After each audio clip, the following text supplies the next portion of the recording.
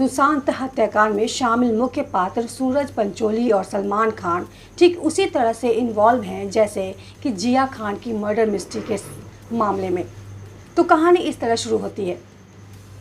सुशांत की मैनेजर दिशा सालियान, जिनका सूरज पंचोली के साथ अफेयर चल रहा था, सुशांत अपनी मैनेजर के बहुत करीब थे, इसलिए इस अफेयर के बारे में सुशांत को पता था, जो कि सबको नहीं मालूम था। दिशा सालियान सूरज पंचोली के बच्चे की मां बनने वाली थी, ठीक वैसे ही जैसे जिया खान। सूरज पंचोली बच्चा नहीं चाहता था, इसलिए दिशा से संबंध तोड़ लिया। इस बात को लेकर सुशांत और सूरज में लड़ाई हुई, जिसके फलस्वरूप सुशांत सलमान की हिट लिस्ट में शामिल हो गया। दिशा सालियान को सूरज पंचोली के द्वारा बच्चे का गर्भपात करने के लिए बार बार चेतावनी दी गई, लेकिन दिशा इनकार करते हुए बच्चे को ठीक उसी तरह रखना चाहती थी जिस तरह जिया खान रखना चाहती थी। दिशा के मन में जो कुछ भी चल रहा था सब सुशांत को पता था। चूंकि दिशा सुशांत को अच्छा दोस्त मानती थी, इसलिए हर बात सुशांत से शेयर करती थी। सुशांत दिशा के गर्भपात न कराने की बात से सहमत था और इसी वजह से वह दिशा के साथ मजबूती से खड़ा था। एक दिन दिशा को फ़ोन पर सुशांत से अपने मन की स्थिति और वर्तमान परिस्थिति के बारे में बात कर रही थी। उस समय दिशा की आवाज़ से ही उसकी स्थिति समझ आ रही थी कि वो किसी टेंशन में थी।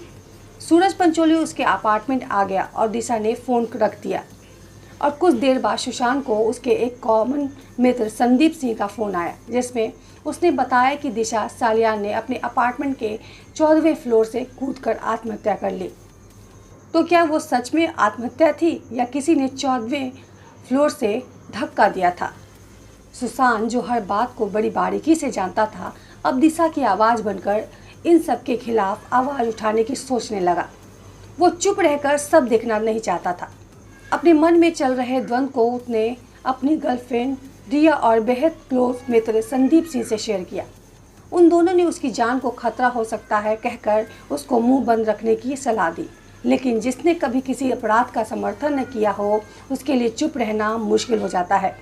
इसलिए सुशांत चुप होने को किसी भी हाल में तैयार नहीं था और हर बार को मीडिया में लाने का प्लान कर रहा था। रिया जो हर बात महेश भट्ट को बताती थी, तो दूसरी तरफ सूरज के मुखबिर के रूप में काम करने वाले संदीप सिंह ने सूरज को सुशांत की सब बात मीडिया में लाने की योजना के बारे में बताया।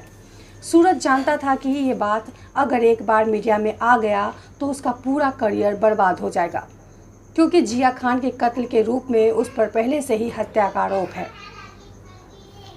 इसलिए सलमान और महेश भट्ट के कुछ करीबी राजनीतिक दल और अंडरवर्ल्ड के साथ मिलकर सूरज ने सुशांत की हत्या की योजना बनाई। इस हत्या को संदीप सिंह के हाथों अंजाम दिया गया, जो नौकरों के साथ सुशांत के घर में उस रात पार्टी के बारे में मौजूद था। हत्या को आत्महत्या का रंग देकर, नौकरों को सैलरी और जूस की कहानी गढ़कर सबके सामने परोसने के लिए नौकरों को अच्छा खासा पैसा दिया गया। पुलिस और डॉक्टर सब दबंगों के हाथ की कठपुतली बन गए।